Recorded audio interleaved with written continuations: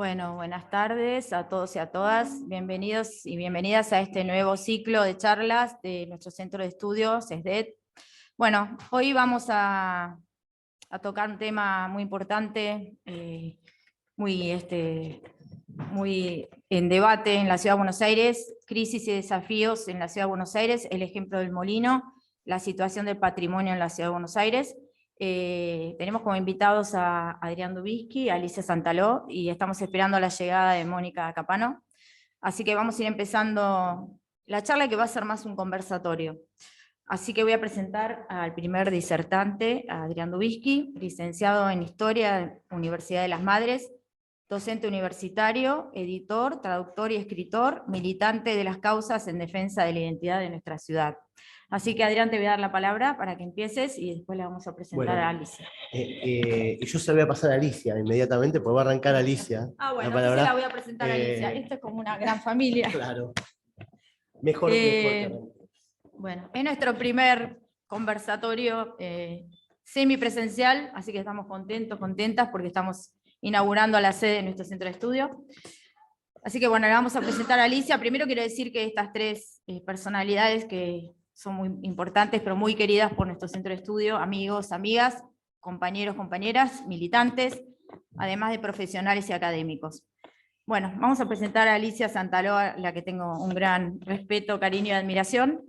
Docente e investigadora de la FADU, UBA, UNAM, publicó el Inventario de Patrimonio Urbano, que fueron 10 libros que se publicaron, recibió el Premio Nacional de Arquitectura y Urbanismo en el año 1997, es fundadora de Moderna Buenos Aires y directora de Patrimonio del Fondo Nacional de las Artes. Así que, bueno, con este currículum, Ali, te dejo para que inicies la charla. Muchísimas gracias por venir. Gracias a ustedes, María, Leo. Buenas tardes a todos y todas, y gracias por invitarme. Siempre este lugar es muy querido. Como punto de partida, yo quiero recordar la evolución del tema del patrimonio y de recuperación del patrimonio, un poco, a ver si lo puedo resumir, en la parte que me tocó a mí ser testigo. Mientras yo estudiaba arquitectura, los historiadores, o sea, los investigadores, todos teníamos una mirada hacia la arquitectura, la historia del mundo.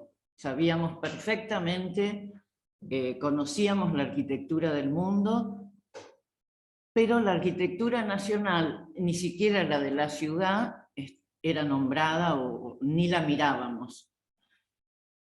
En determinado momento, en el año 1964, aparece y nos llega a nosotros una declaración de historiadores y de arquitectos, que es la Carta de Venecia, que se reúne en 1964, mitad de mi carrera en la facultad. Y entonces, esta idea de monumento, que era los clásicos, también este era el pensamiento en Europa. Y aparece esta Carta de Atenas, que un párrafo, no, la de Venecia, la de Atenas fue anterior. Esta Carta de Venecia, que fue un grupo de arquitectos, historiadores, que se reunieron a debatir varias semanas, y un párrafo decía esto: la noción de monumento histórico comprende la creación arquitectónica aislada, así como el conjunto urbano o rural que da testimonio de una civilización particular, de una evolución significativa o de un acontecimiento histórico. Se refiere no solo a las grandes creaciones, sino también a las obras modestas, que han adquirido con el tiempo una significación cultural. Esta declaración fue revolucionaria. Habla de conjuntos urbanos o rurales y habla de creaciones menores, de obras modestas. Un par de años más tarde, o casi en el mismo momento, en 1966, un arquitecto italiano, historiador, Aldo Rossi, escribe en La arquitectura de la ciudad, un texto muy importante, digamos, y muy significativo en Italia, en España, diría que después en América Latina, dice: la arquitectura es la escena fija de las vicisitudes del hombre, con toda la carga de los sentimientos de las generaciones, de los acontecimientos públicos, de las tragedias privadas, de los hechos nuevos y antiguos. El elemento colectivo y el privado, sociedad e individuo, se contraponen y se confunden en la ciudad, constituida por tantos pequeños seres que buscan una sistematización y al mismo tiempo, juntamente con ella, un ambiente para ellos, más adecuado al ambiente general. También estas ideas cambian la perspectiva, cambian las investigaciones, el estudio, la manera de mirar la ciudad, la manera de aprender arquitectura. Y en Argentina empieza a haber movimientos de historiadores y de arquitectos que ya tenían, porque las cosas no suceden, no es que Aldo Rossi dijo esto, que la Carta de Venecia saca esto y entonces se lee y se empieza a estudiar acá, no, todo tiene que ver con todo, o sea, se venía trabajando en cada uno de los países y aquí en estos temas, de mirar más lo que tenemos, de empezar a pensar en esa identidad nacional. Acá entonces se crearon en varias universidades institutos de historia de arquitectura y urbanismo. Muchos arquitectos jóvenes, historiadores, que resistieron ya empezaron en los 70s y resistieron, fueron muy importantes en la época del proceso militar, o sea que hubo ahí un lugar de resistencia. Y esto es, tendría que nombrar a muchos protagonistas, quiero nombrar a uno solo, representativo, que es Ramón Gutiérrez, además un amigo. Y una de las cosas que decía que creaban y trabajaban en estos institutos para mantener vivo el trabajo en equipo y posibilitar que los ausentes de la vida universitaria compartieran con nosotros ideas y entusiasmos en tiempos de tristezas y dolores. También se publicaron boletines, libros, revistas, y acá también quiero nombrar una, que fue muy representativa, que es la revista Dana. Lo que han logrado obviamente. Publicaron 40 publicaciones, y que era esperada con avidez. Yo digo como los documentos en la militancia, porque reflejaban las ideas y las realidades de todo el país.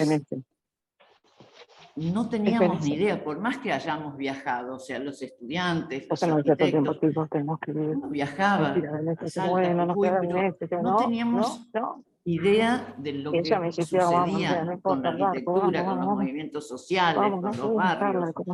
Y en la revista Dana había artículos de todo el país. Y llegó la democracia, la felicidad, los reencuentros y proyectos. Antiguas instituciones como la Comisión Nacional de Museos, Monumentos y Lugares Históricos cambiaría sustancialmente con la presidencia de Jorge Enrique Ardoy.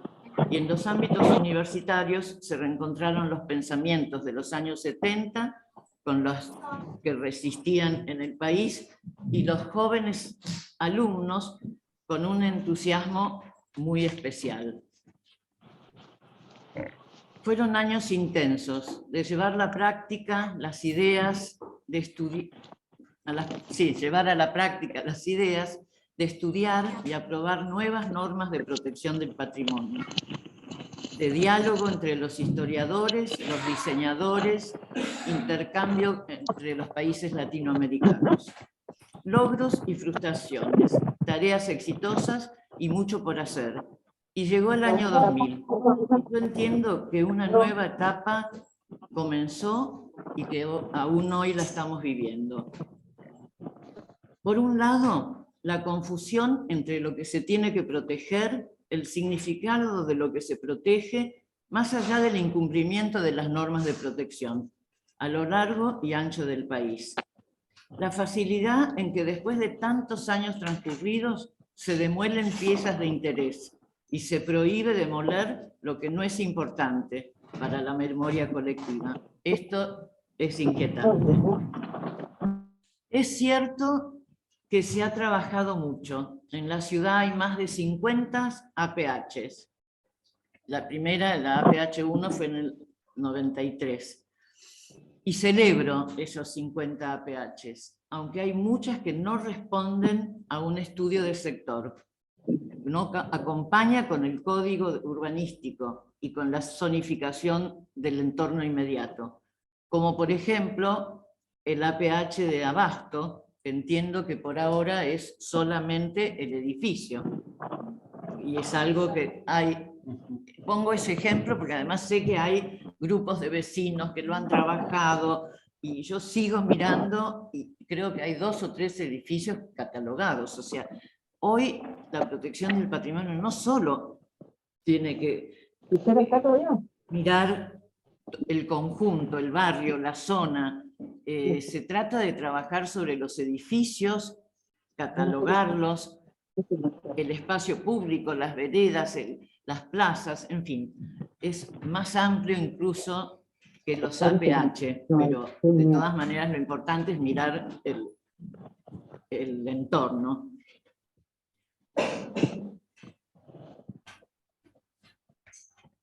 Bueno, no puedo entender y me gustaría saber el sustento teórico para proteger una fachada de un piso y construir o sea, la fachada y vaciar el edificio y construir una torre de vidrio de 20 pisos. Esto es hoy, esto sucede hoy, sucede con estudios de arquitectura que tienen cierto nombre, o sea, no puedo entenderlo. Por ejemplo, pongo 2 ejemplos que ustedes deben haber visto, uno en Salguero y Libertador y otro en Salguero y el Boulevard Charcas. Es un castigo al desarrollador, porque no solo es un, no sé qué palabra usar, hacia los proteccionistas o digamos hacia nosotros, es una falta de respeto, porque es pensar que nosotros estamos entendiendo que un murito es el patrimonio urbano, es la memoria colectiva. Eso no es así. Esos 2 edificios, que los conozco bien, se tendrían que haber tirado abajo todo. No es memoria colectiva para nadie con una torre de 25 pisos.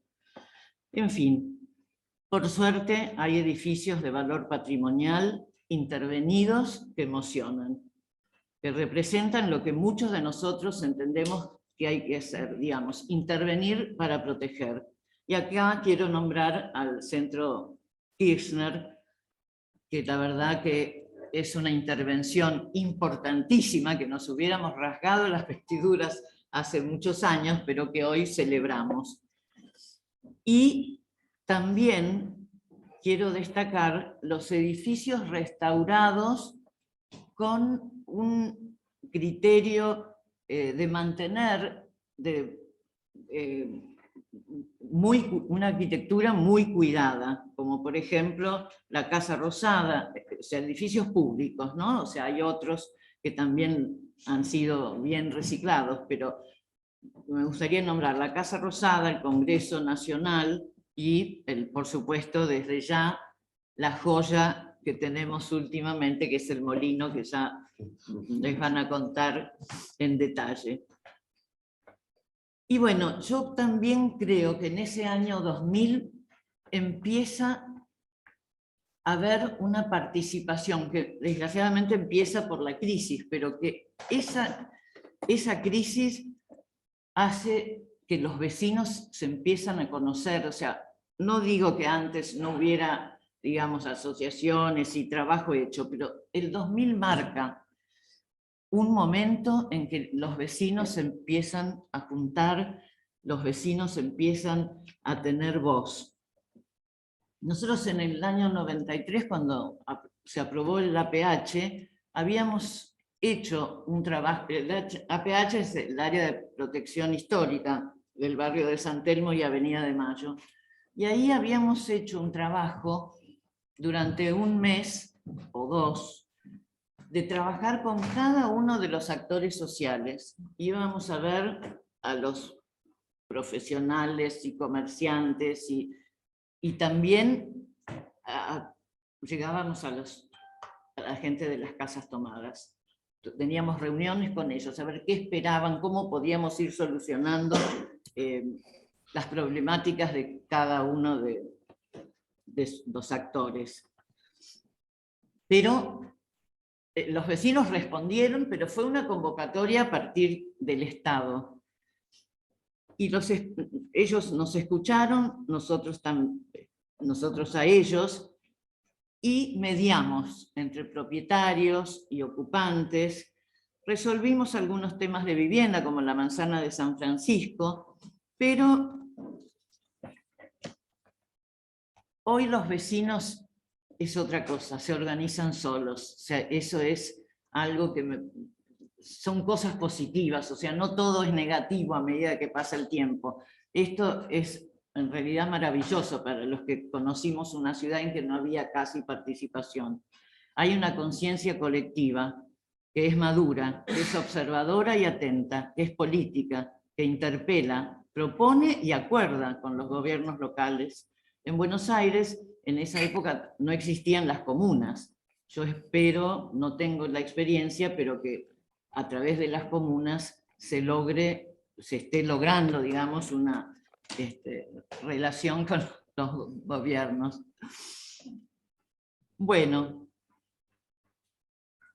paso a dos temitas de cosas que yo estoy haciendo en este momento, pero que tienen que ver con el patrimonio y que me gustaría rápidamente contarles.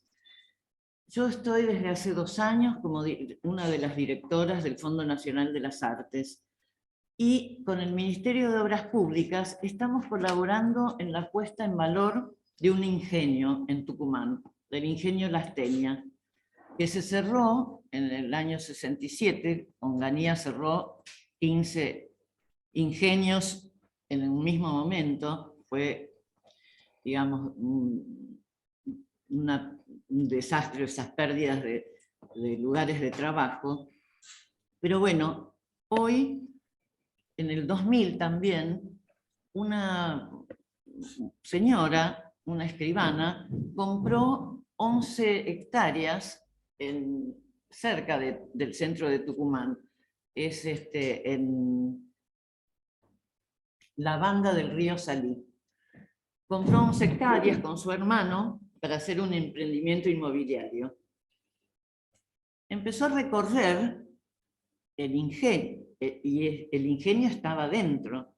Empezó a recorrer el lugar, y dice, no durmió 2 noches, le compró la parte a su hermano, y empezó a rescatar esas estructuras. Ella vive ahí ahora, recuperó una de las casas, y con mucho esfuerzo está recuperando varias naves.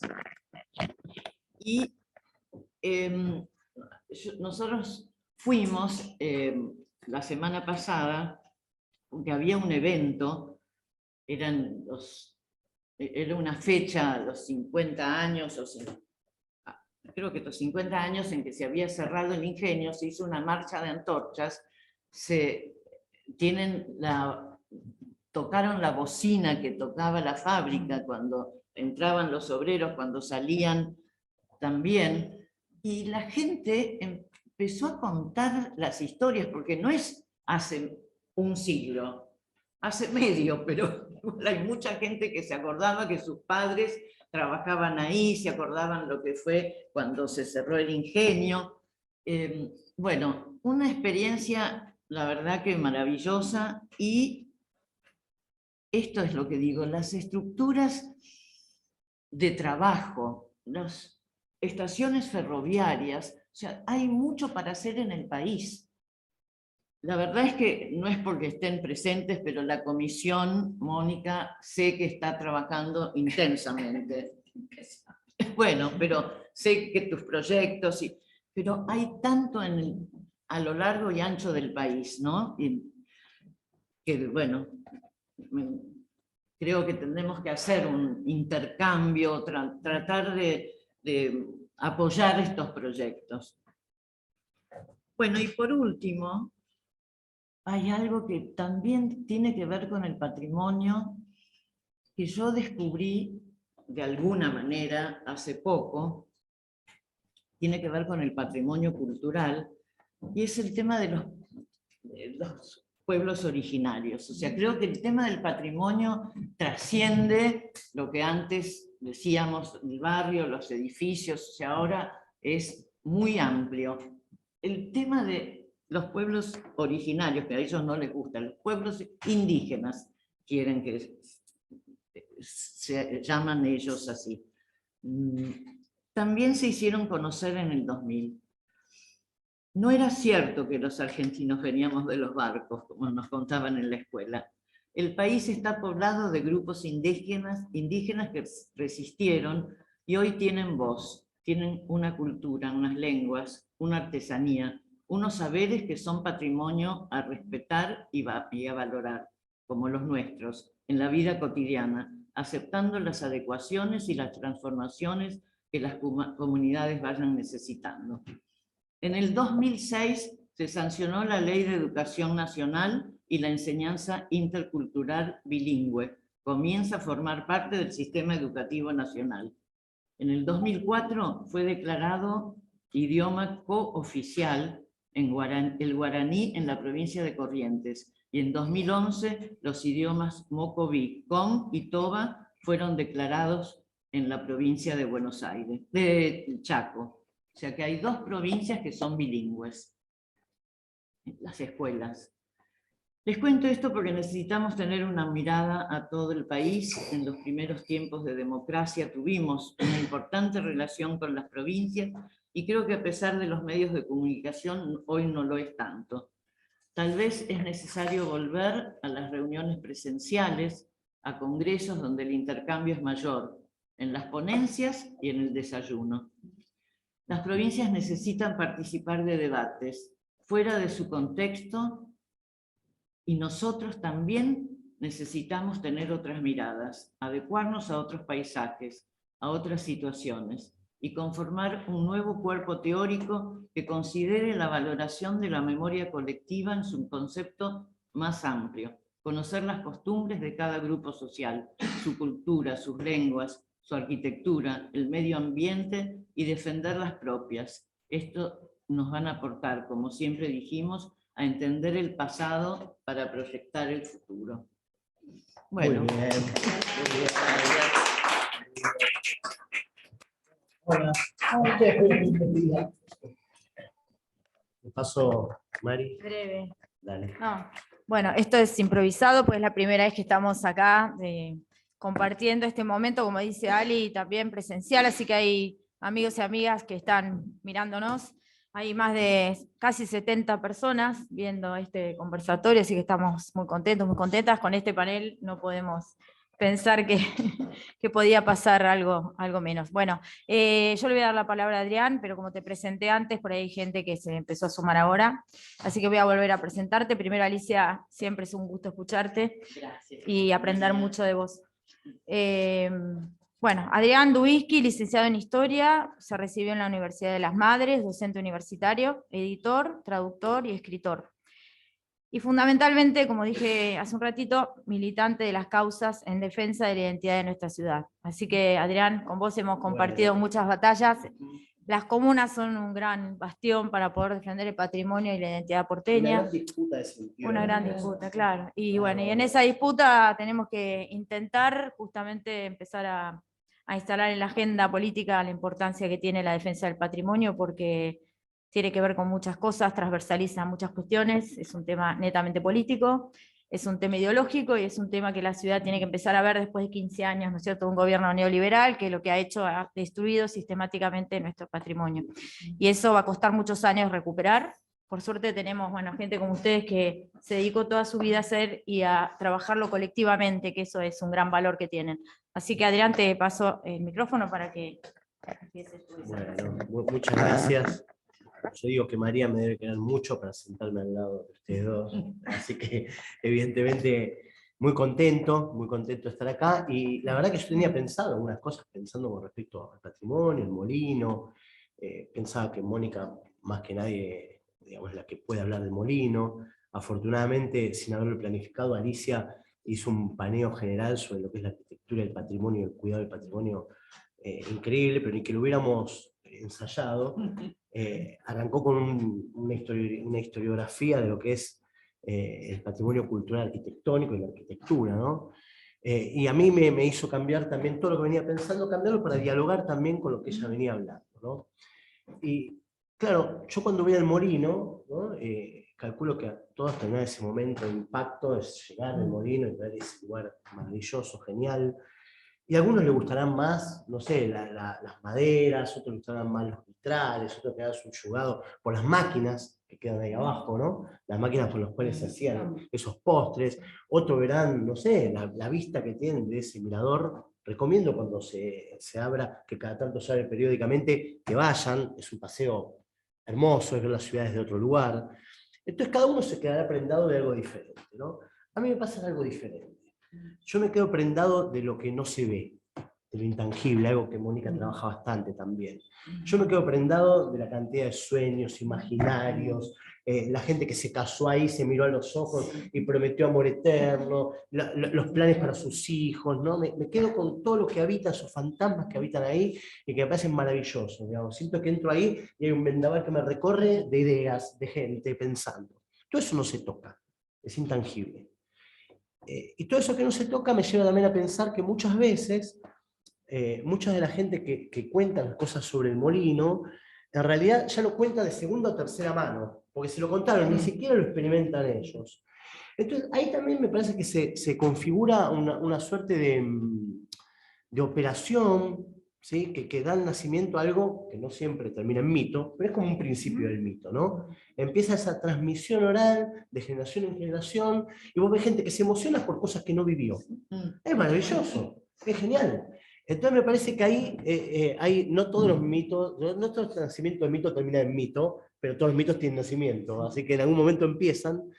Y ahí me parece que hay algo muy, muy bueno, porque después yo recomiendo también que se metan en la página del Molino, que la chusmeen, porque van a ver cosas que me parece que es, cada uno, repito, está para todos los gustos ahí.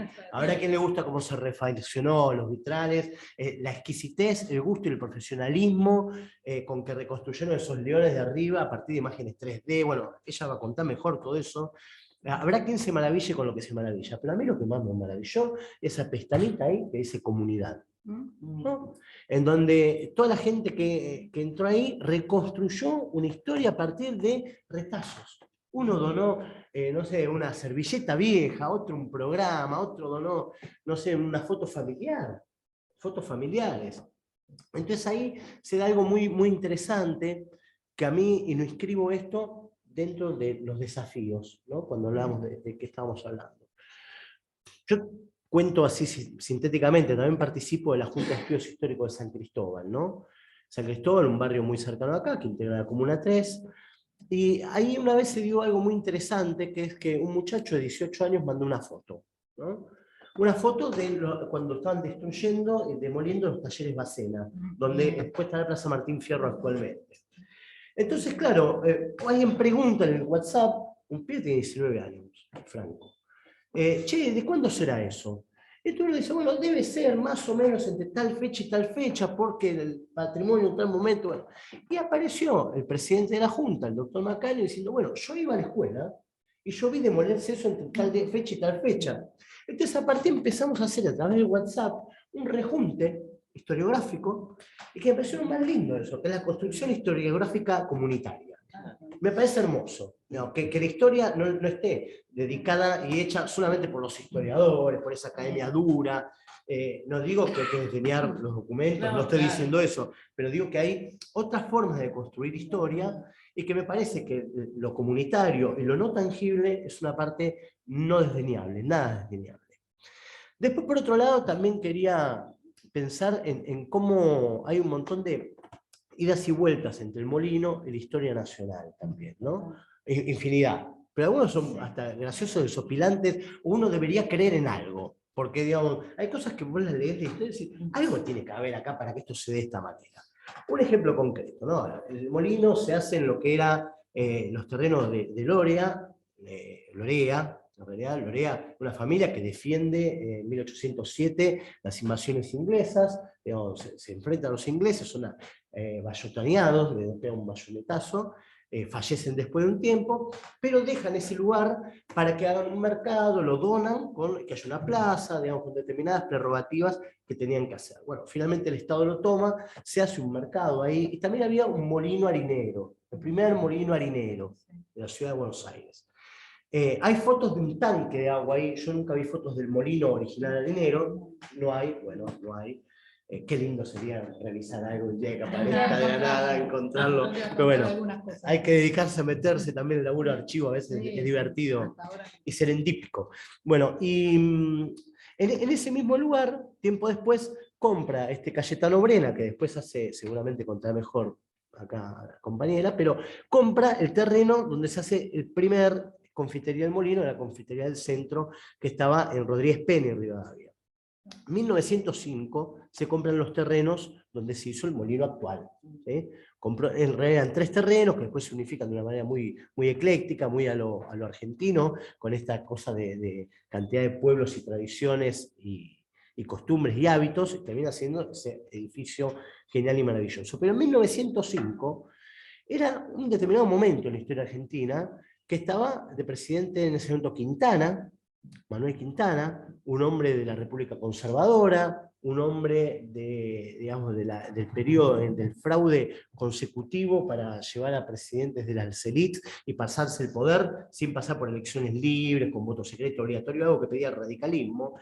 Y en 1905 se da una revolución radical, la tercera ya, la 1890, 1893, la de 1905, comandada por Hipólito Yrigoyen, que es aplastada, ¿no?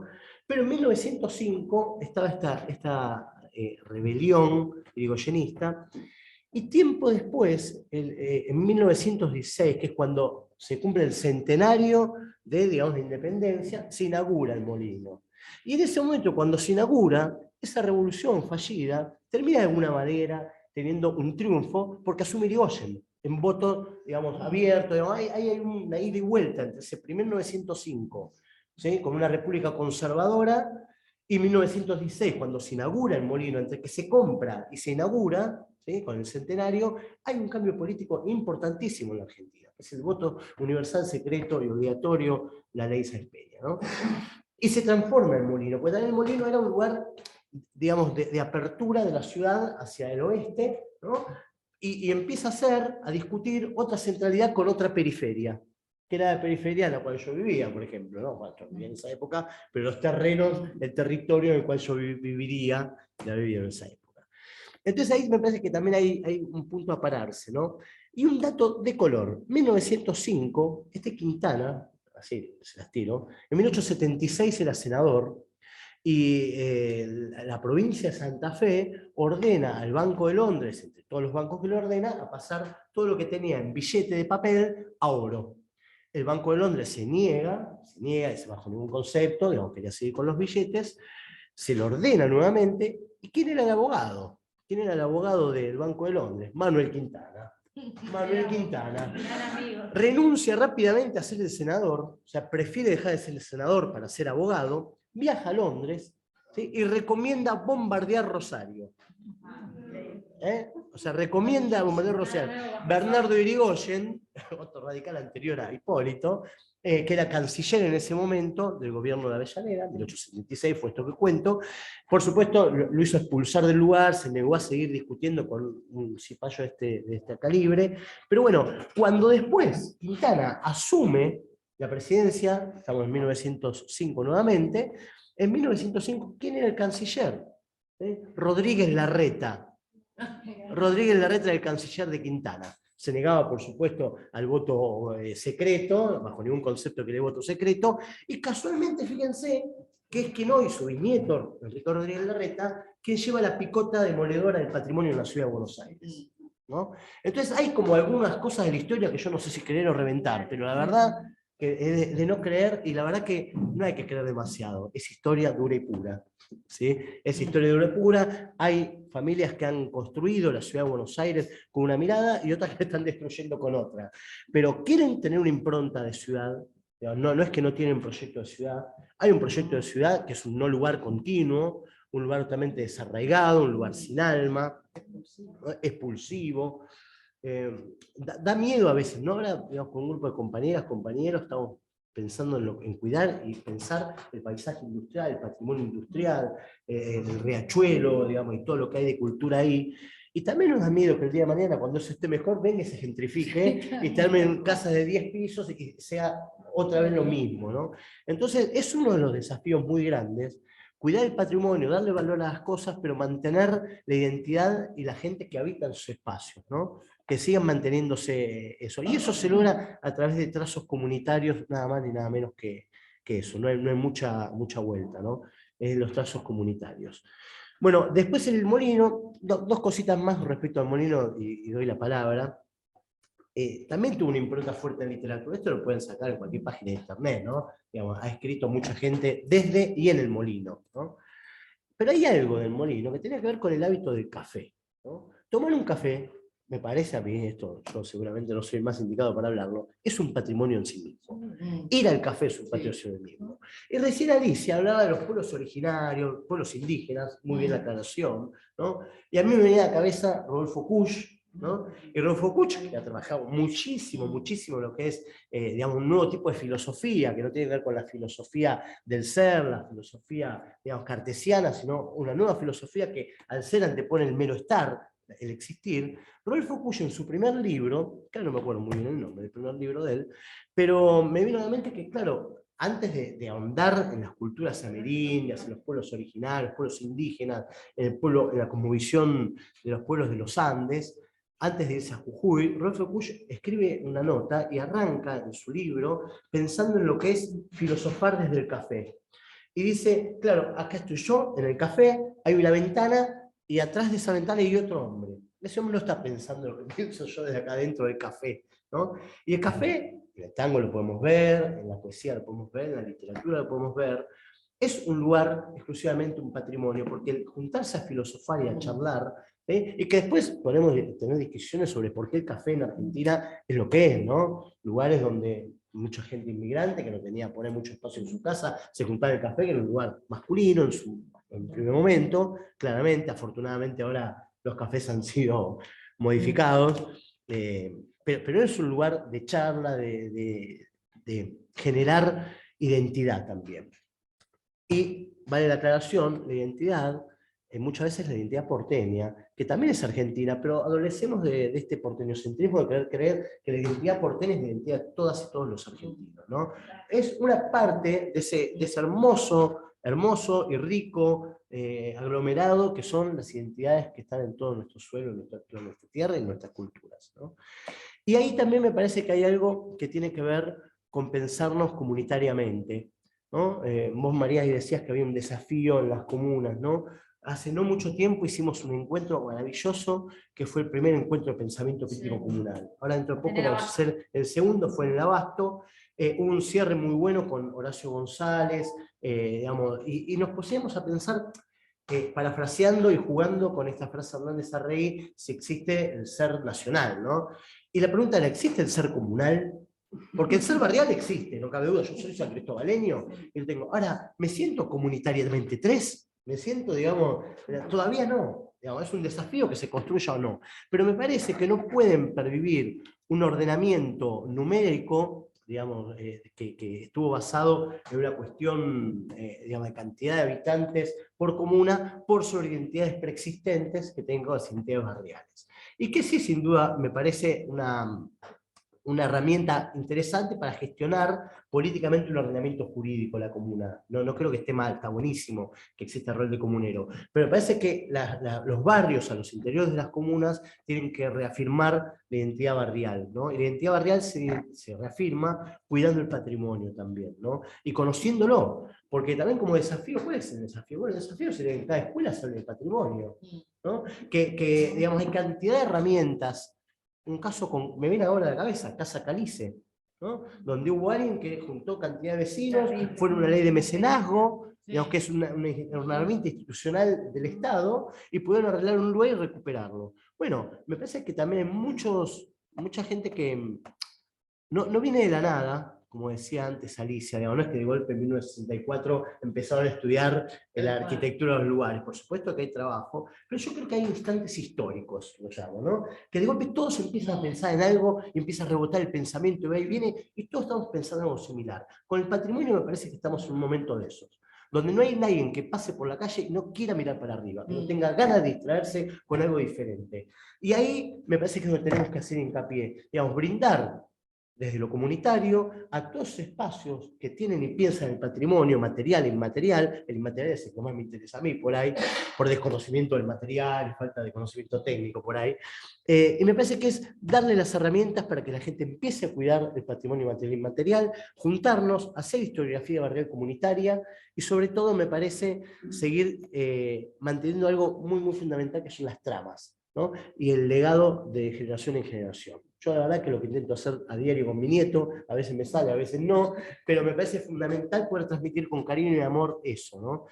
Bueno, muchas cosas más para hablar, seguramente queda para cortar, pero bueno, me gustaría ya ir al molino en sí mismo, así que bueno, Mónica, todo tuyo. Muchas gracias. Bueno. Muchas gracias.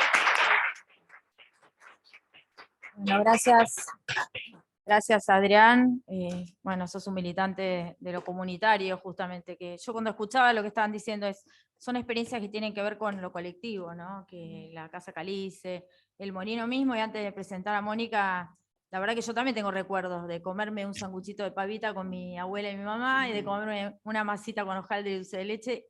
Fundamentalmente me acuerdo de ese olor a madera que había dentro y ese crujido de la madera cuando la pisabas. Y me acuerdo de los manteles, de los mozos, era como entrar a un mundo distinto, era como un lugar mágico. Bueno, yo la voy a presentar a Mónica porque con ella hemos tenido muchas luchas. Hemos trabajado mucho justamente en el abasto. Vos cuando mencionabas, Alicia, el abasto lo han destruido sistemáticamente, han hecho un emprendimiento inmobiliario y han destruido un barrio entero. Lamentablemente la identidad que tenía prácticamente es inexistente. Y con Mónica la verdad que hemos trabajado muchísimo, pero comunitariamente, que eso fue lo importante. A pesar de eso no pudimos ganar esta batalla. Es muy difícil cuando el gobierno te propone políticas conservadoras, políticas para pocos y emprendimientos inmobiliarios. Entonces, yo te voy a dar la palabra porque vos tenés, aparte de mucha historia recorrida en la Ciudad de Buenos Aires, pero fundamentalmente hoy vamos a hablar de Molino. Bueno, voy a presentarte, Mónica, sos licenciada en Letras de la Universidad de Buenos Aires y en Maestría en Antropología Social, especialista en Patrimonio Inmaterial, fundadora del Observatorio de Patrimonio y Políticas Urbanas, presidenta de la Comisión Nacional de Monumentos, de Lugares y de Bienes Históricos. Y es un artífice de la vuelta a la ciudad del Molino, ni más ni menos. Así que, Moni, te doy la palabra, la verdad es un orgullo tenerte y todo tuyo el micrófono. Bueno, con María nos disfrazamos y tomamos café cierto, con el molino hicimos cerrado. performance. Hicimos muchas cosas. Actuamos. Y yo creo que si bien ¿no? es muy difícil ganar la batalla cuando hay tantos intereses en juego, pero creo que hoy la conciencia, que vos bien lo decías, que hay respecto del patrimonio y con estas miradas mucho más integrales que las que había antes, en cierta forma nos permite decir que algo hemos avanzado. Hay un nivel de conciencia, y un nivel de conciencia que es absolutamente político e ideológico, porque el patrimonio es un espacio de conflictos. Es un espacio de conflicto de intereses y es un espacio donde se dirimen derechos colectivos y por eso mismo se crea el conflicto. Yo cuando hablabas vos recién pensaba estas frases, ¿no? Que parecen inocuas, como en un momento fue haciendo Buenos Aires, o ahora la transformación no para. Es decir, esas frases lo que buscan es horadar toda esta cuestión identitaria que está atada a la memoria de una ciudad que fue capaz de la semana trágica, digamos, de salir a la calle, que fue capaz de todas las luchas por las cuales nosotros nos reconocemos como militantes. Entonces, lo que se busca es borrar esa historia. Entonces, nosotros, nosotras, nosotres, quienes ya tenemos unos años, tenemos la obligación, digamos, de pasar la posta a los jóvenes y a las jóvenes, y este fenómeno, digamos, que se ve en la militancia, también se ve en el molino. Es decir, cuando se abre el molino, hay jóvenes que nunca fueron al molino. Pero ¿qué pasa? Hay una resonancia en ese patrimonio que les habla de sus propias historias, o de las historias de sus abuelos, porque hay una foto en algún lado de un casamiento. Y lo que decía María, ¿no? Esa resonancia en el que tiene que ver con el gusto, con lo gastronómico, que también es patrimonio. Porque el patrimonio es algo integral, es decir, no hay un patrimonio material por un lado y un inmaterial por el otro. Es decir, siempre están juntos, o sea, los separamos como una manera de abordaje, pero nunca hay un patrimonio material que no tenga una carga simbólica, que es la que que provoca esta resonancia. ¿Qué significa lo que tenemos que, digamos, que teníamos? Yo hoy me estreno como presidenta de la Comisión Nacional porque tengo decreto firmado por el presidente, ¿no? Así que...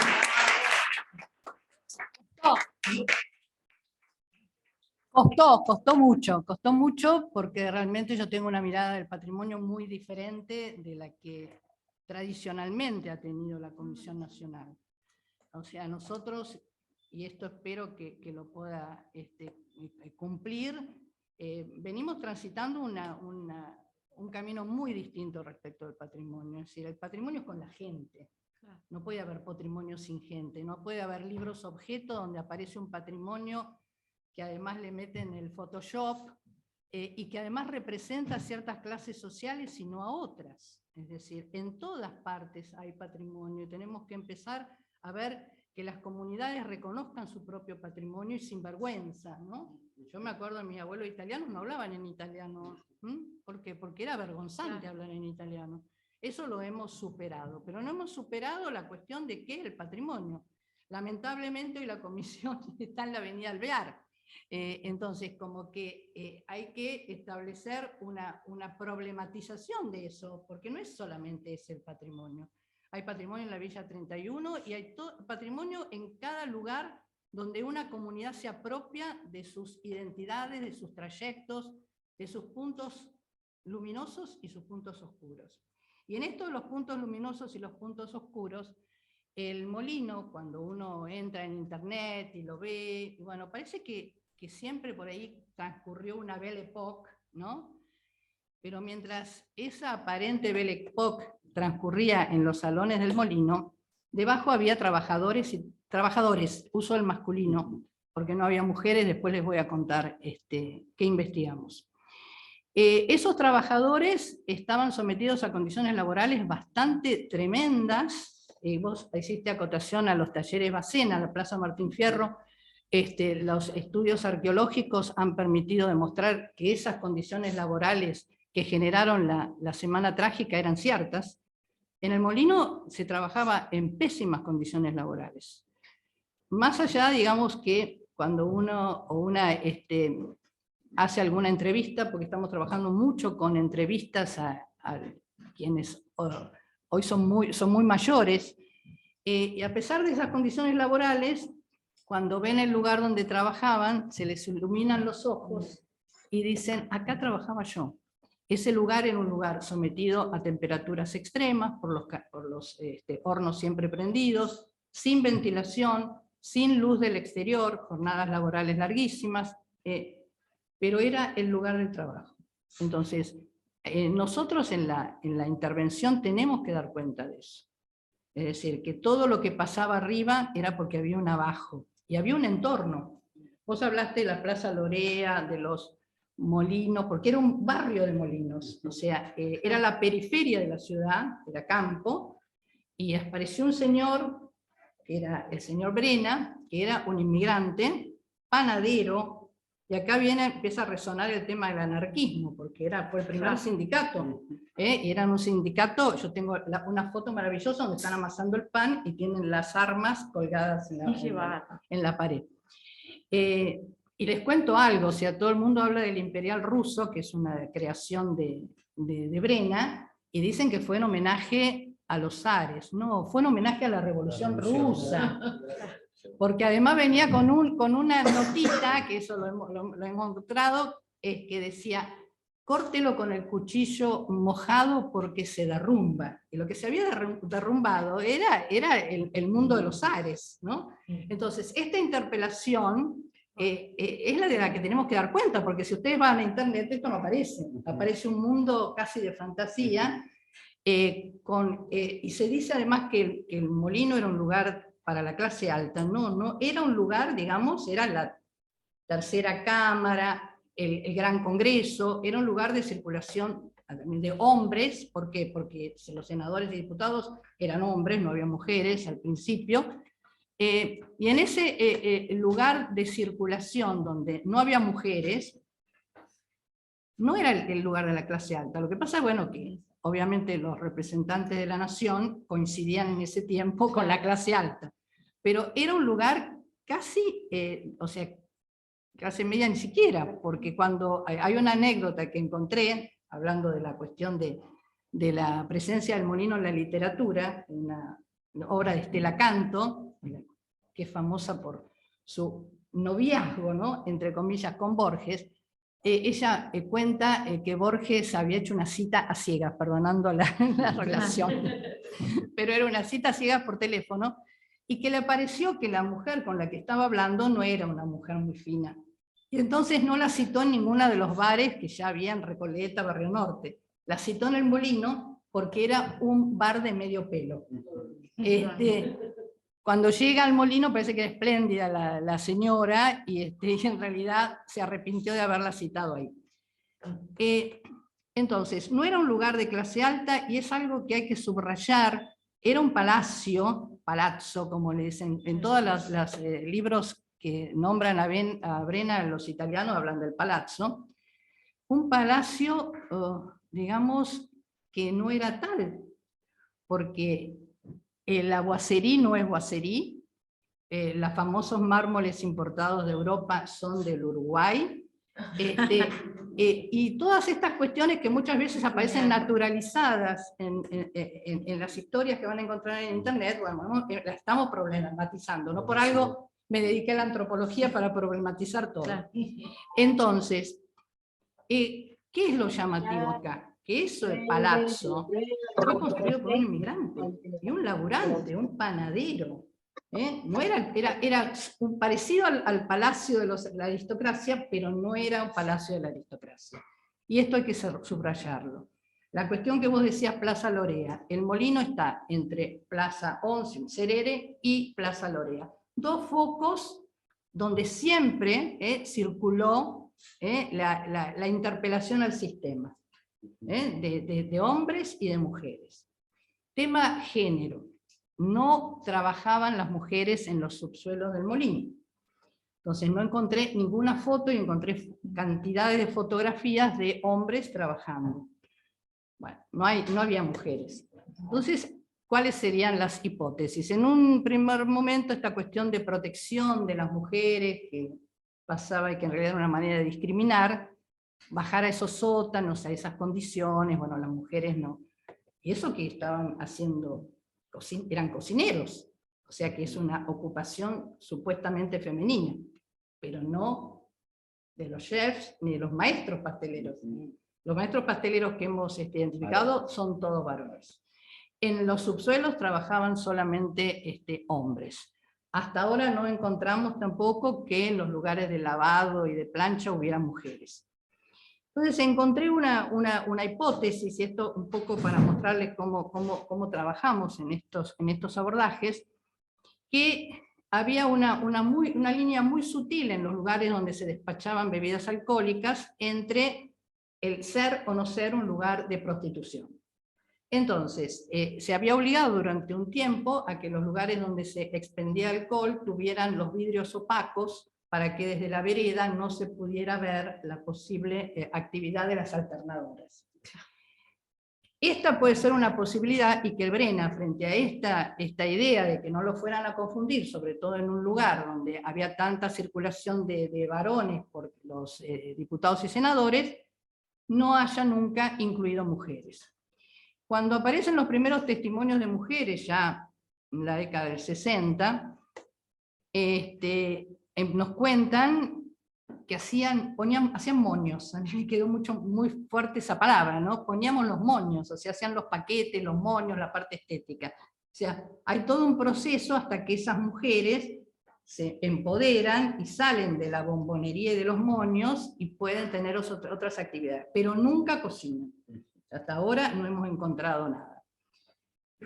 El porqué de este abordaje, ¿cómo se abordó el molino? Y esto es algo que nos tiene que llenar de orgullo, porque es una empresa del Estado, digamos, es una actividad del Estado. El Estado, en el año 2014, después de que batalláramos porque pensábamos que no íbamos a tenerlo nunca más, vota una ley que venía con media sanción de Senado. Julián Domínguez, con mucho ojo político, se da cuenta de que hay que tomar esa ley con media sanción del Senado, se vota en diputados, es la última sesión del 2014. Como última sesión, digamos, la agenda era enorme. Entonces, saben ustedes que los diputados se van un rato, tomar algo, vuelven a su despacho, y se votó el molino. Cuando vuelven los que no estaban en la sesión, pidieron que se volviera a votar, porque querían que quedara el registro de que habían votado esto. O sea que es un proyecto de la totalidad de la Cámara de Diputados, y es un proyecto federal. Está en la Ciudad de Buenos Aires, es emblemático de la Ciudad de Buenos Aires, pero es federal, porque mucha gente que ha venido a las provincias ha ido a tomar un cafecito ahí, o ha ido a una fiesta ahí. Entonces, 2014... se produce la ley que permite, digamos, que la expropiación por parte del Estado. 2015, el gobierno de Cristina Kirchner, se realiza la expropiación, y después, digamos, vienen algunos años en los que no pasaba nada, y que, obviamente, ante la situación económica difícil, y los andamios que estaban, gente en situación de calle, se va intentando tener un lugar donde refugiarse. Ante esta situación, bueno, se pone en marcha toda esta intervención y se crea una comisión administradora.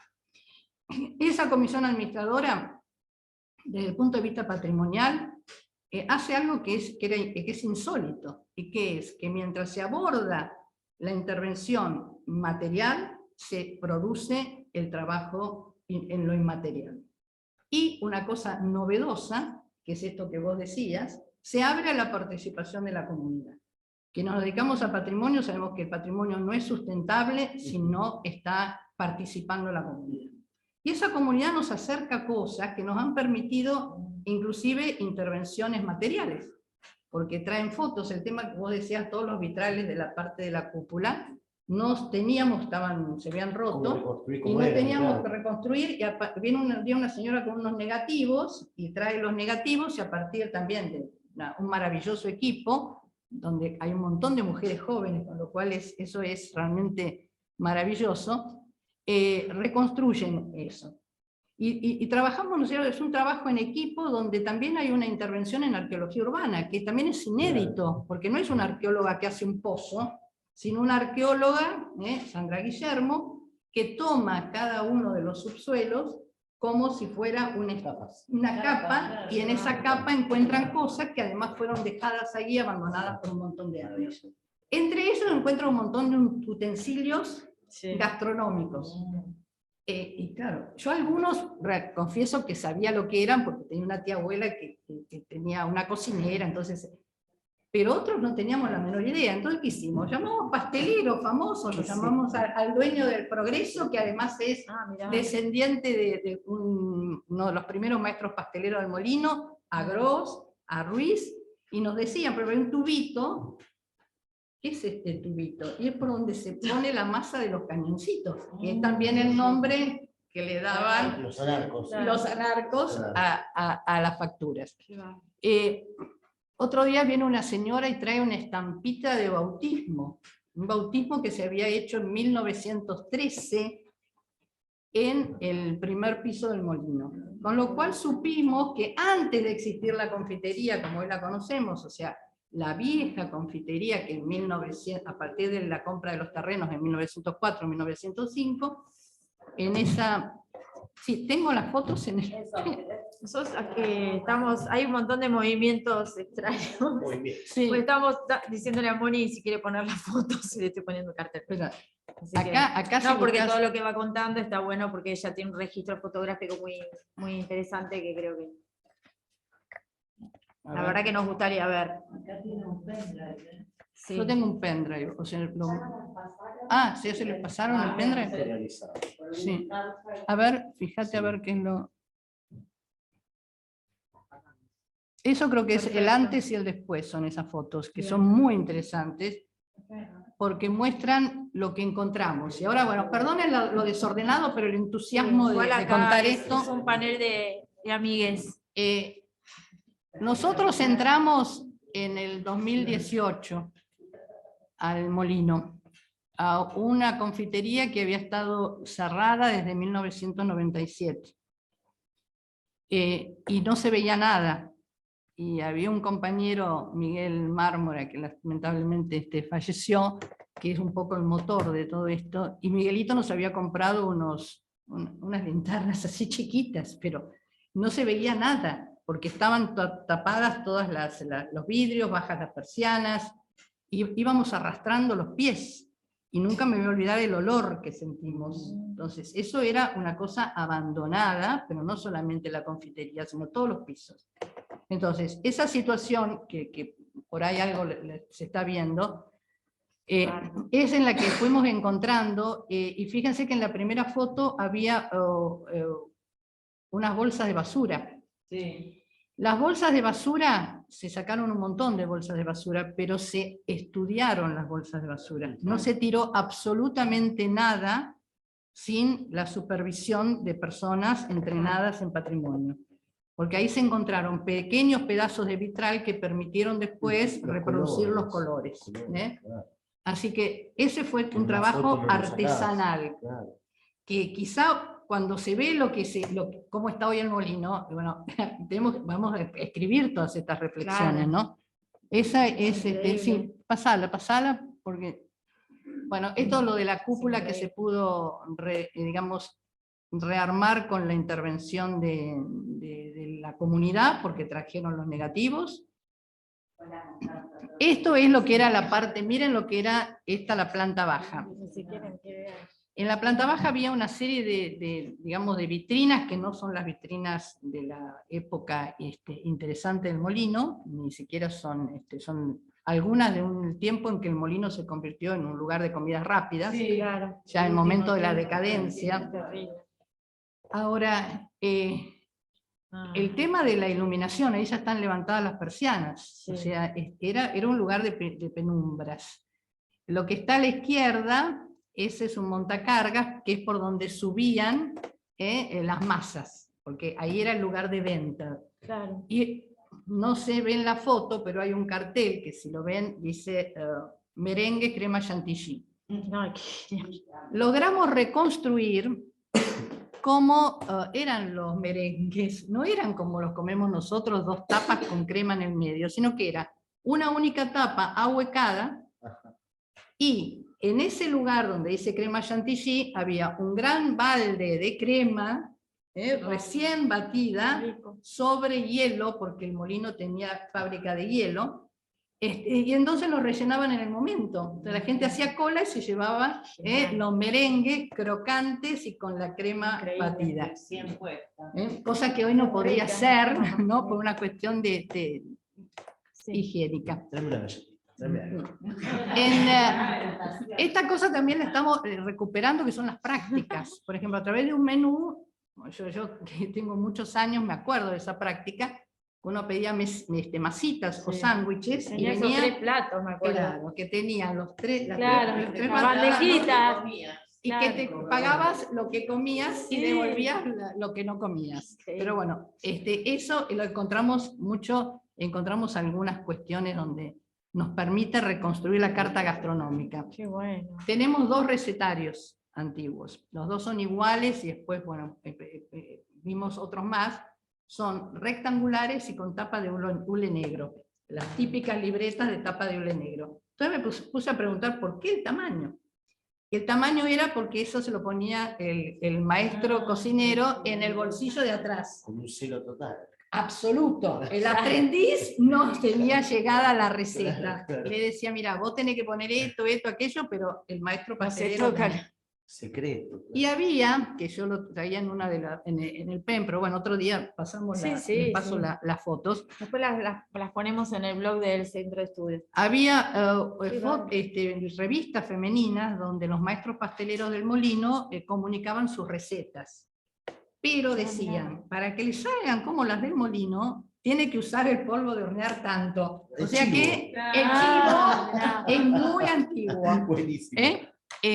Así que esto también forma parte de cómo cosas que en un momento ocurrieron y que se siguen ocurriendo. En el molino se encontró un montón de botellas. Esto nos sirvió sí. para preguntarnos qué pasaba. Bueno, envasaban su propio vino. Esto Qué apareció bárbaro. en un libro sobre el vino del inmigrante. Y volviendo un poquito a lo que vos decías de la zona de molinos, empezamos porque todo el mundo dice Brena y Rossi los genoveses. Brena no era genovés. Brena nació en Lodi, Milán. ¿Por qué le dicen genovés? Porque todos salían de Génova, entonces les anotaban genovés. Claro. Pero la zona, en la zona del Congreso, era una zona de molinos harineros.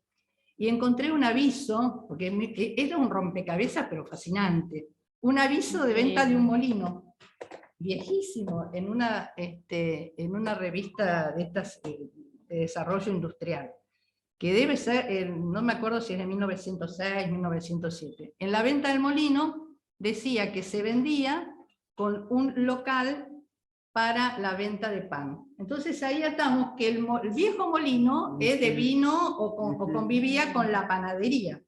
Claro. Por eso, entonces todo esto termina, digamos, atando y construyendo una serie digamos, de memorias en las cuales algunas cosas tenemos más propias de vivencias personales y otras de problematización de un relato instituido que le tenemos que entrar por distintos lugares, claro. ¿no? Como esto Bueno. de un lugar para la clase alta y demás. Claro.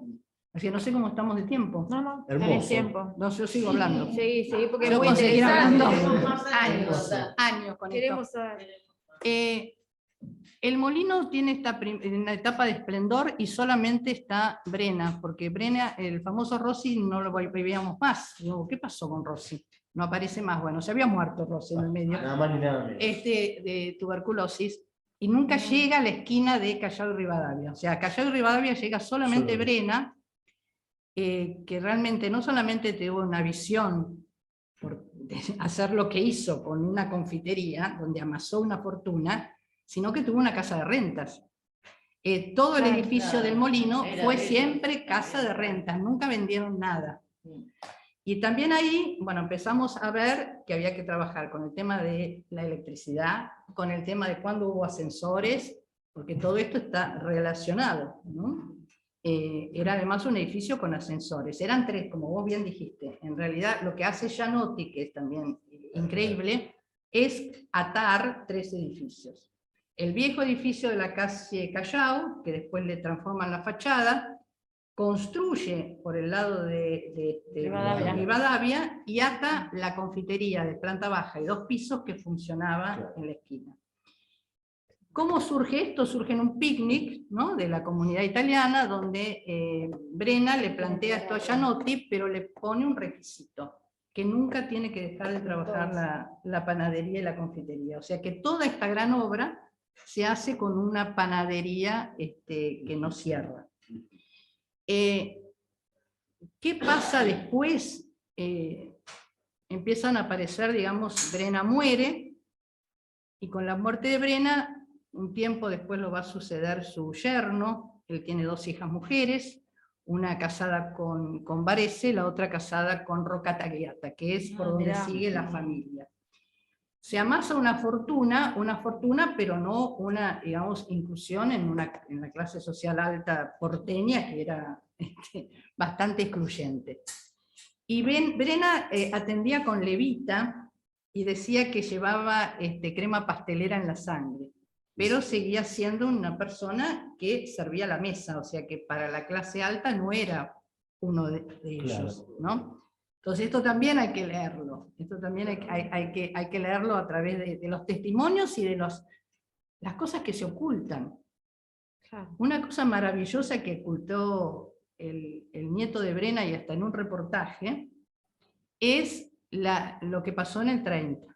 En 1930, la revolución, vos hiciste referencia, que Uriburu derroca a Irigoyen, donde aparece también la figura de Botana, por eso todo se va constituyendo en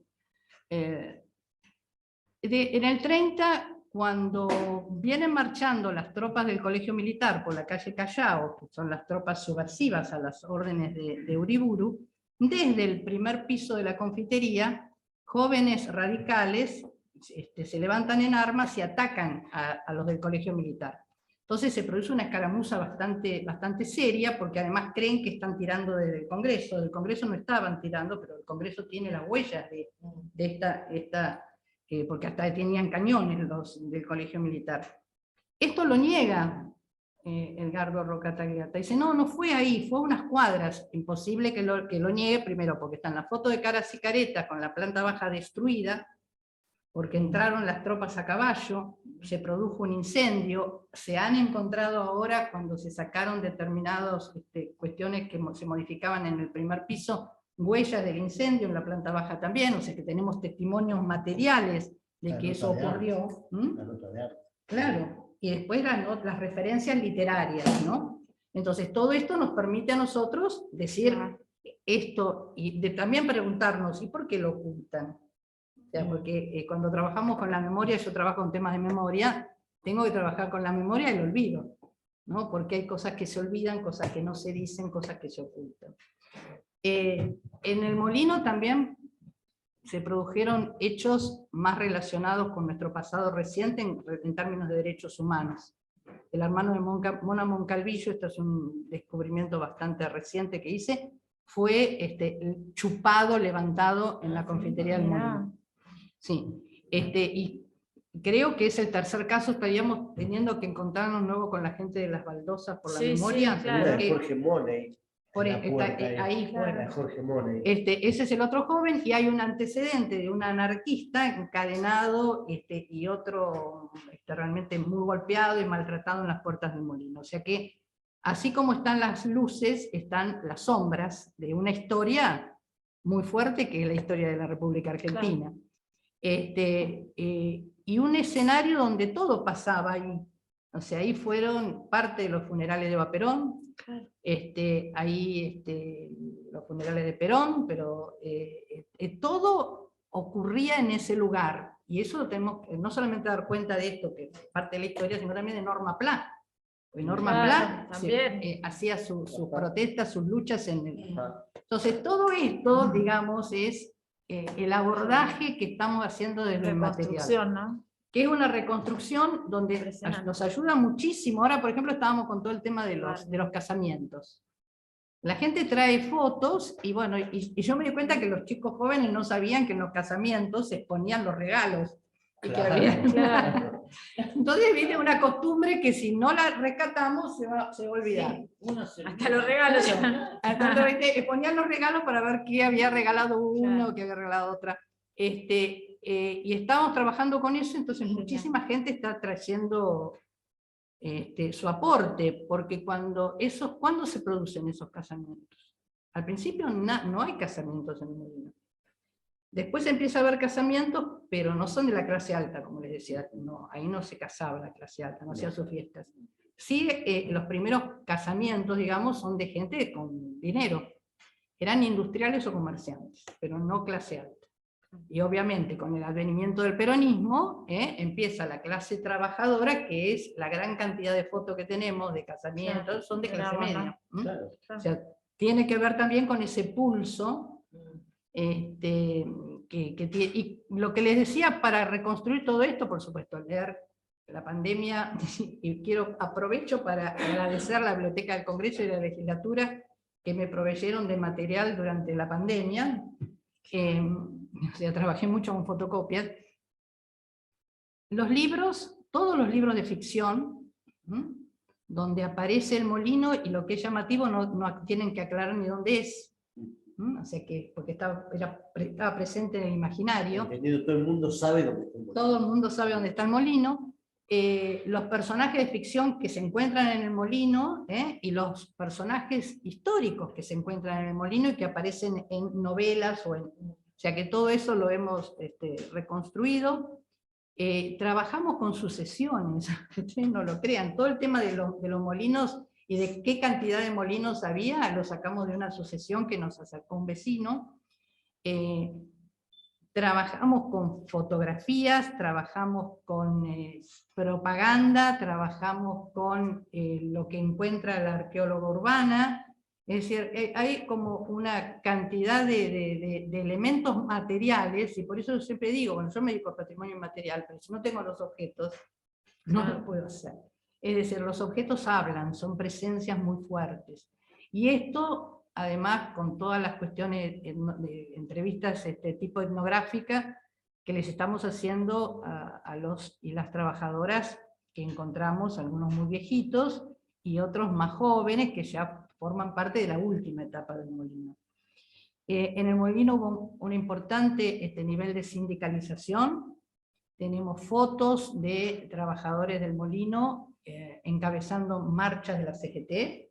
Esta es la novedad. Se le mandaban tortas al general Perón cuando el general Perón estaba en el exilio. Entonces el general les escribía cartas a los muchachos del molino. De que esto realmente es una cosa, digamos, increíble y ¿Cuánto material? Aparte, ¿no? Es interminable. es interminable. Así que además cuando creéis que pasa algo, ¿viste? Yo siempre digo, bueno, hasta que aparezca algo. O sea, por ahora digo que no había mujeres. Y Eva Perón también fue ahí. Eva Perón fue como Eva Duarte. Claro, Eva Duarte. O sea, no antes de como Eva ser, Perón. claro. Y Perón no era habitué, porque hay otra de las Claro. cosas, decía, Perón no era un hombre de café. No. Claro. Pero Perón, cuando viene del exilio, y tenemos la única foto de Perón en el molino, es para ir a ver a los trabajadores. Mirá, Baja los interesante. subsuelos, porque él iba a ver a sus muchachos. Esa foto está. Evita va cuando todavía no se había roto la relación con Libertad Lamarque, con Nini Marshall. Ellas fueron las primeras mujeres que fueron a los bares, porque eran artistas. Claro. En ese momento, y bueno, está todo el tema de que las mujeres no se sentaban en los mismos lugares que los varones. Claro. Encontramos un viejo plano donde estaba el salón de damas, no de familias que después va a haber en los bares. Había un salón de damas. Y encontramos un día metiéndonos por ahí que debajo de las capas de pintura se podía leer teléfono para damas. Entonces, también llegamos a la conclusión que cuando había mujeres clientas, si necesitaban hablar por teléfono, iban a un lugar privado. Y está el viejo, y ese sí forma parte de la historia nuestra, hay un teléfono público. Entonces mucha gente dice, pero ¿cómo van a dejar el teléfono público, estos teléfonos propios de la época de Menem? Es que fue el teléfono del que las mujeres que nos movilizamos por la ley de cupo llamábamos para ver qué estaba pasando en el Congreso, porque no teníamos celulares todavía. Entonces, ese teléfono público marca también un hito, porque lo que estamos recuperando no es el molino de 1916, es el molino por el que pasó todo esto, y es el molino de hoy, con las huellas del pasado, porque el patrimonio, y esto tiene que ver con todo el tema de las luchas y de la participación de la comunidad, es siempre presente. Es imposible, nosotros no podemos vivir el pasado, siempre lo vemos desde nuestro presente. Y ahí lo cargamos de símbolos, y por algo lo quieren destruir, ¿no? Por algo lo quieren destruir. Entonces yo cuando Alicia vos contabas, primero el homenaje a ustedes, que como mujeres, y bueno, está por esta paloma que me daba algunos de los libritos de ustedes, reconocer lo que hicieron, ¿no? Porque fueron muy pioneras en esto, en un tiempo en que no se hablaba de esto. Entonces el reconocimiento público a que abrieron camino. Y abrieron camino en una ciudad que después por ahí no lo siguió ese camino, pero está. Y ahora lo estamos recuperando con esta conciencia en la comunidad. Así que por ese lado, gracias, y por otro lado, digamos, las batallas son difíciles, pero bueno, las vamos a dar esta ciudad no puede seguir con estos procesos monstruosos de gentrificación, de expulsión de los sectores más vulnerables, donde todo es un negocio y donde, bueno, la vida de las personas parece no tener cabida, ¿no? Bueno, así que... Bueno, muy lindo.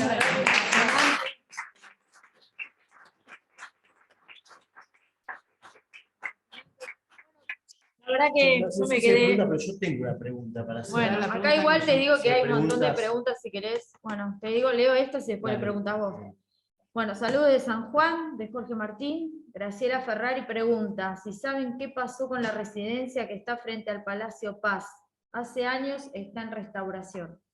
Saludos de Lili Lubiano. Felicitaciones por el nombramiento. Patricia Gil, Fabiana Puente, Paloma y muchos más. Estas son muchas fans que tenés en la Comuna 3.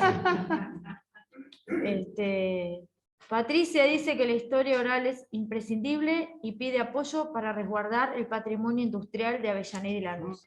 Bueno, acá fundamentalmente, si querés, es la pregunta esa, si tenés para comentarnos, la del la Palacio residencia Paz. que está frente al Palacio Paz, así después Adrián te hace una pregunta y... si Bueno, les parece, el cerramos. tema del Palacio Paz, donde funciona el Círculo Militar, bueno, eso fue un permiso que se dio en virtud de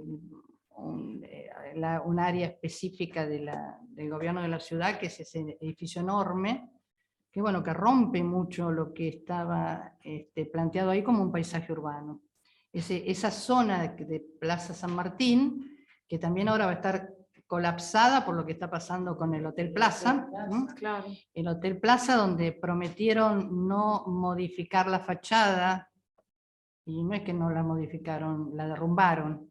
Entonces, bueno, es uno de los temas, porque si bien no está protegido por la Comisión Nacional, porque no es monumento histórico el Plaza, sí lo es la Plaza San Martín. Entonces, y en esto también está, esto que también Alice decía, no podemos seguir pensando el patrimonio como piezas sueltas. Eso es un absurdo. Ni tampoco podemos seguir creyendo que para proteger el patrimonio hay que declararlo todo monumento histórico. Esto es una locura también. Entonces, empezar a pensar en paisajes, en lugares donde hay personas y donde también hay que tener en cuenta, como dije antes, este patrimonio de proximidad. En el Palacio Paz, bueno, hay que ver que atrás, la parte de atrás, lo que se tiró no tenía valor patrimonial, porque era un lugar donde digamos, había dormitorios y había lugares para hacer ejercicios por la calle Esmeralda, pero la irrupción de ese edificio que se ve al lado del Palacio Paz también influyó mucho en el jardín que tenía el Palacio Paz. Entonces eso es algo que, bueno, para tener en cuenta, ¿no? Que a veces determinadas irrupciones se pasan del límite y terminan modificando un paisaje urbano identitario, como era la Plaza San Martín. Me trajiste una imagen de Plaza, me apareció así como un recuerdo del año 1973, que se hizo cuando asume Perón, o no me acuerdo si era en la asunción de Perón o de Cámpora, que vienen todos los presidentes como se acostumbra, popularmente. En el Plaza se aloja Omar Torrijos y se organiza en esa semana, pues se queda unos días, y se organiza en esa semana una gran marcha de juventud peronista, sobre todo, pero acompañada por juventudes políticas. Omar Torrijos lo plantea la masita. Se me vino la imagen esa porque nunca pasé por ahí con tanta gente al lado. Pero bueno, son los paisajes además que tenemos en la memoria. Bueno, acá también hay un compañero, un visitante que quiere hacer una consulta. Te doy la palabra. Sí, la pregunta me llamó la atención de las relaciones al Molino y al Congreso. El Molino forma parte de la operación de la Avenida de Mar. Sí. Es decir, digamos, una parte de esa pieza. Claro. Incluso el evento, en ese lugar están los periodistas, los diarios, la política, no todo lo que era la Avenida Mar. Y por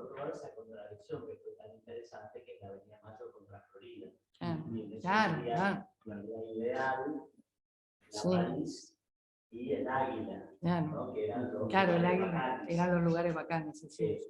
¿No? Que de golpe me parece que es interesante, o sea, algún día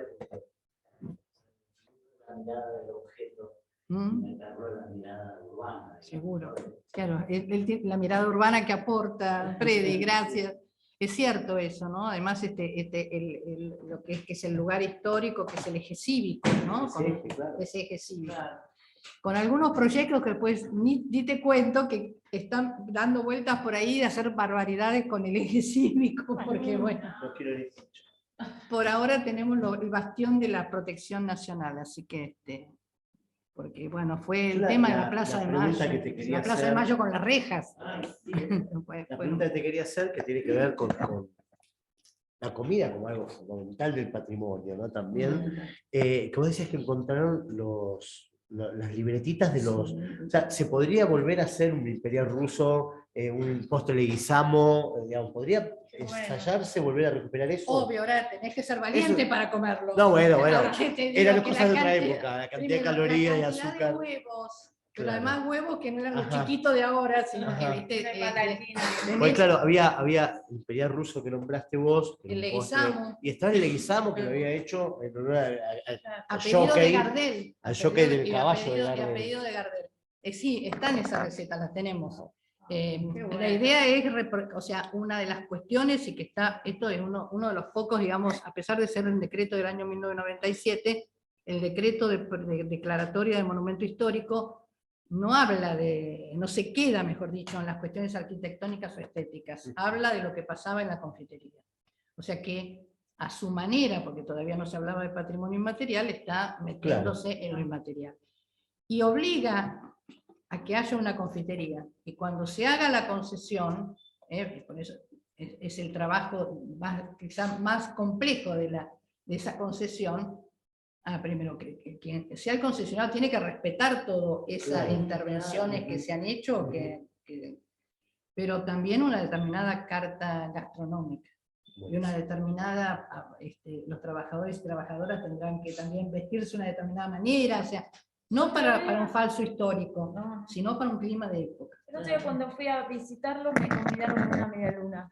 Sí, hicieron cola por la pareció media luna, distinta. me dijeron. La agarré así, como que hice un salto mortal y agarré una. ¿Lograste una? Creo que Mirá. pasé por encima de 20 personas, pero Había lo más logré. cola para la media luna. que Sí, para sí, era impresionante, eran distintas. ¿Te acordás que fuimos Los con- primeros días habían conseguido olor a media luna y qué olor a rico. café, porque no había bueno, Olorcito, por suerte no se reprodujo el olor al momento de la toma de posesión. Che, algo que me quedó dando vuelta, Sí. que para remarcar cuando hablabas de las clases, ¿no? Sí. Que no era un lugar de clase alta, y que fue prendido a fuego por la revolución del 30, 30. digamos, a Irigoyen. Yo pensaba, de lo literario, vos también sos licenciada en letras, si no me Sí, equivoco. sí. De verdad que está este cuento de Borges y Bioy Casares, escrito bajo el nombre de Bustos Domecq, Sí. que hablan del molino a través de un cuento. La barra. Exactamente, el cuento se llama Más allá del bien y del mal, Sí. o sea, un cuento parafraseando ahí a Nietzsche, y que en el cuento hay un tipo que está en París, que es un cónsul, que creo que era así el tema, Sí. y le escribe a la barra del molino, ¿no? Así es. Y esa barra del molino, todo indica por la fecha en que transcurre el cuento, que transcurre en el 20 y pico, 23, 24, donde estaba el radicalismo en el poder, y este cuento de Borges y Bioy Casares ridiculizan a esos hombres y mujeres que hacen política desde el molino, disminuyendo el valor del quehacer de la política, ¿no? Y hablando de que es el lugar habitado por una cierta chumba. Claro. En ese mismo libro también está La fiesta del monstruo. Sí, El libro mirá, que, claro. el cuento ese que escriben espantoso, Sí. ¿no? sobre digamos, Sí. una reedición del matadero, digamos, Sí, de sí, Echeverría, hecho por Borges y Bioy Casares hablando del peronismo. Con lo cual también había ahí algo desde lo literario que abordan estos dos sujetos, que grandes escritores. A mí me encanta leer a Borges y a Bioy Sí, Casares, obvio, me por encanta leer a supuesto. Borges, pero que también hay una cuestión Bueno, ahí de clase para criticar a esa clase política. Y vos fíjate cómo repercute esto, el descrédito hacia la política, que también en el Molino se filmó una publicidad del Grande T. Sí. Y en el Grande T aparecen, actuando en la publicidad del Molino, Cafiero, el Chacho Álvarez, Graciela Fernández Mejide, no me acuerdo, quiero olvidarme ninguno, pero hay varios sujetos de la política donde están armando una lista, y la lista es la lista de Grande T, no la lista de la sábana política, y el Chacho Álvarez termina diciendo, no se olviden que a ese lo expulsaron del partido. Y acto seguido aparecen las puertas cerradas del Molino y alguien queriendo ver la lista y declarando el contubernio de la política que se hacía en el Molino, que no era político, sino una lista del Grande T. Así que también está bueno rescatar que todas estas actividades, por más que sean desde lo institucional, desde el Estado o desde lo comunitario, son acciones políticas. Claro. Y que sin las acciones políticas, que tanto descrédito tiene, que tanto descrédito le quisieron dar y otorgar, no funciona el cuidado de este patrimonio. Así que, Les cuento otra perlita, que la primera vez la encontré una referencia en un texto de Abraham, y después la busqué un poquito más y encontré que alguna referencia se hace Sebrelli también. ajá. Una comida de 1978, comida por la democracia, una cena, un banquete. ¿Quién lo convocaba? Videla. Videla. Y todo hace pensar que uno de los grupos que atacan el Molino, o sea, que son los que van a apoyar la revolución de Uriburu, estaba comandada por el padre de Videla. Ese dato lo tengo, pero no lo tengo todavía totalmente corroborado. Pero cuando uno ve la cena del Molino en honor a la democracia, increíble, presidida por Videla, que ya hay un montón de testimonios, va un montón de políticos. Y que ese es un datito que lo tengo ahí, y bueno, haremos algún trabajo sobre ese artículo, pero ese es muy llamativo. Era un gran gourmet, se hacía preparar la comida en el Molino porque él vivía a 4 cuadras frente a la Plaza Rodríguez Pérez. Sí. Yo no sé si se escuchó, los No, que están no se ahí. escuchó. A ver si no me equivoqué, dijiste lo siguiente, que Astiz, Ortiz, el presidente Ortiz, vivía a 4 cuadras y se hacía preparar la comida del Molino, el presidente Ortiz. Yo voy como para darle fin, pero vamos a hacer otra, porque esto es impresionante. O sea, acá hay un reencuentro de la historia, del patrimonio, de la identidad, de lo político, de lo social, de lo comunitario. Igual prometemos que la logística va a estar un poco mejor, más aceitada, porque tenemos una compañera que está prácticamente sobrevolando el piso para poder... Para que esto salga. Claro. Bueno, lo importante acá es Sí, obvio. la garra y este panel impresionante. Bueno, acá siguen las felicitaciones, gracias por la clase magistral a todos y todas los presentes. Candela, me encantó, dice que me encantó saber del proyecto de puesta en valor del ingenio de Tucumán. Y después vamos a hacer de cierre una pregunta que no sé quién es, pero muy interesante, que dice, ¿cómo creen que pueden empezar a implementarse desde la historia oral en la exposición de ejemplos como el del Molino y otros ejemplos, la preservación de otros espacios históricos y sus costumbres? Y yo creo que con esta podemos cerrar, no sé si quieren entre Ali, bueno, entre Ali y Moni. Sí, yo creo que es importantísimo.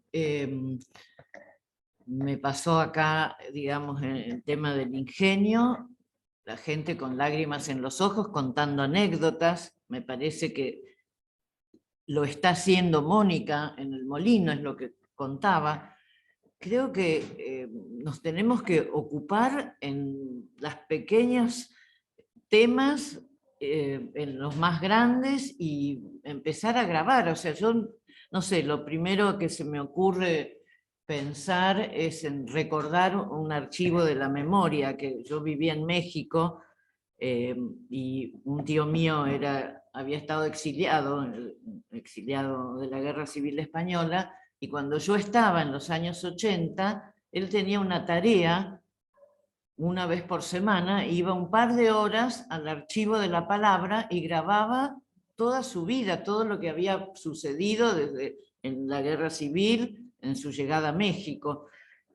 Creo que habría que armar algo de grabar, digamos, las vivencias. Por supuesto, en cada momento, en cada situación, aprovechar y hasta se puede hacer pequeñas obras de teatro, no sé, actividades con respecto a esos recuerdos, ¿no? Un ejemplo interesante es el del Sol de Mayo, que se hizo, es un teatro, un cine teatro que se hizo toda una... han puesto En valor. de nuevo, pero por la participación de la comunidad del barrio, ¿no? Que es muy interesante eso. ¿Sí? Creo que le da mucha fuerza el tema de la participación, cosa que las autoridades que tenemos ahora en la ciudad hacen todos los esfuerzos para que eso no pase en ninguno de los barrios de la ciudad. Sí, después lo que decía ahí, los desafíos, ¿no?, de la historia oral para guardar registro, bueno, lo que ella decía, fundamental, algo que se está haciendo, pero yo insisto con la construcción comunitaria involucrarse, es decir, cada una de las personas, digamos, yo vivo grabando a todas las vecinas y vecinos que conozco desde chiquitito en mi barrio, ¿no? Y lo voy almacenando y lo catalogo, y lo comparto, no me lo quedo yo, digamos, es de un grupo de trabajo que es la Junta de San Cristóbal, digamos, y todo el tiempo vamos guardando material, archivo, y todo eso se guarda, se reproduce, pero, y vos fíjate las cosas que salen, vos hablás de Norma Pla, ¿no? Bueno, hay un cine en mi barrio que es el Natural Palace, y yo, claro, quería saber del Natural Palace, en realidad, y voy a entrevistar al viejo acomodador del cine Natural Palace, Torcuato. Torcuato dice, y lo primero que me dice, ¿sabes qué es? Dice, ¿vos sabías que yo fui el último novio de Norma Pla? Digo, ¿cómo? Y no había manera de que yo pueda hablar del cine porque él estaba muy orgulloso de ser el novio de Norma Pla. O sea que así se construye historiografía comunitaria también, me parece. Entonces me parece que es interesante que todas las que están acá, yo agradezco que haya tanta gente, que haya gente acá, ahí en las pantallitas, pero ¿saben qué? Manden su mail, que lo guardemos, que nos comuniquemos, acérquense a las juntas barriales de su barrio, digamos, cuando haya un evento, escriban al CESDET. Hay participación, bueno, es buenísimo también, digamos, no rogarnos el derecho a la memoria y al cuidado del patrimonio desde Buenos Aires, ¿no? En cada provincia de patrimonio. Hay un programa muy bueno de pueblos del interior que hace la Comisión de Monumentos, que también es buenísimo, que hubo unas charlas por internet en la pandemia que fueron buenísimas. Pero me parece que el gran desafío es sumarse. En tiempos que no hay pandemia, acercarse. Digamos, sacarse el polvo de encima, salir a la calle y juntarse con pares, me parece. Yo le quería comentar brevemente que a través de esto, de la importancia de lo comunitario, de lo colectivo y de cómo se reconstruye la historia, a partir de eso justamente, nos pasó algo muy cómico, muy terrible también. Hay uno de los programas estos del gobierno de la ciudad que se implementan, que son copia, pego, agarro de Barcelona, traigo de acá, de qué más, que siguen destruyendo, dinamitando toda la ciudad, y nosotros lloramos mucho, no queremos ver loco, pero bueno, en el Abasto armaron un programa que se llama Abasto Cultura. Nosotros teníamos una asociación civil que se llamaba Cultura Abasto, que en una época reconstruimos el Abasto con faroles, con intervenciones, con fileteado, hicimos el Museo Gardel, todo con el presupuesto participativo, allá a lo lejos, con la gente decidiendo qué hacer con el presupuesto de su barrio, porque en ese momento no eran comunas, eran centros de gestión. Sin embargo, se pudieron hacer un montón de cosas que hoy están y se ven, son tangibles porque están y se usan. Cuando aparece este programa Abasto Cultura, acá está Andrea Virgin, una de las compañeras, Cecilia también, que nos acompañan con el Parque de la Estación, que es otro gran hito en la historia de la ciudad neoliberal, que puede recuperar un espacio público. Y cuidando el patrimonio. Después de 20, bueno, cuidando el patrimonio, bueno, luchando y sentándonos encima del patrimonio, yo te diría, porque lo querían destruir. Fueron 22 años de lucha. Lo que quería decir muy brevemente es que el Abasto Cultura, que fue del gobierno de la Ciudad de Buenos Aires, se quiso tomar para reconstruir lo que fue el Abasto. Y tuvieron que llamarnos a nosotros, a nosotras, que éramos muchos y muchas militantes del frente de todos y todas, porque lo venimos batallando desde hace años.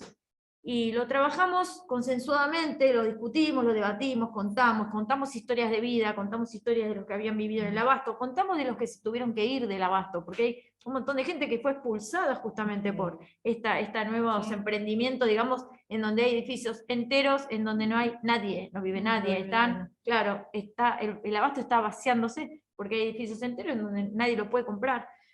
Y lo que fue interesante fue que el gobierno de la ciudad tuvo que apelar justamente a la oposición para poder reconstruir una historia y poder pensar qué hacer en ese abasto que había que recuperar, porque ese abasto así tampoco a ellos les servía. Todo lo que proponían era una contrapropuesta de los vecinos y de todos aquellos que habíamos peleado porque la casona Humahuaca siguiera en pie, porque el horrón de más no lo tiraran abajo y lo tiraron abajo. O sea, fue una cadena de desastres que hicieron, y fue muy cómico, porque la verdad que terminamos sentados en un Zoom con todo el gobierno de la ciudad, hablando de lo que los militantes y las militantes del Frente de Todos y Todas, de lo que habíamos hecho a lo largo de los años, que era militar y politizar el patrimonio, politizar la identidad porteña, hacer de eso un hecho político. Entonces eso no sirvió para poder empezar a reconstruir y seguir militando en los barrios. Por eso yo digo, tan importante es el sentido de comunidad, lo que es importante es el sentido de la descentralización de las políticas públicas y de que la gente pueda tomar y hacerse cargo y participar de las políticas de Estado. Eso es muy importante, porque así vos podés decidir tu destino y mejorar tu calidad de vida. Así que bueno, no sé, yo no quería ser la última en hablar, pero me enganché, me copé. Le quiero dar también un saludo a mi compañero, el presidente de la Asociación Civil de CESET, a Paloma Garay Santaló, que está escondida, pero es parte del Consejo Asesor, a todos y todas los presentes, y a ustedes mi agradecimiento, mi mayor agradecimiento es a gente que quiero mucho, que respeto, valoro mucho, que aprendí un montón y que fueron parte de lo que me constituyeron como militante del patrimonio también. Así que un gran aplauso, ojalá les haya gustado la charla. Que se repita.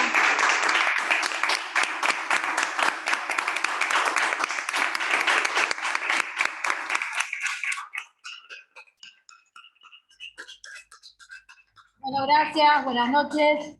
Ahora nos vamos a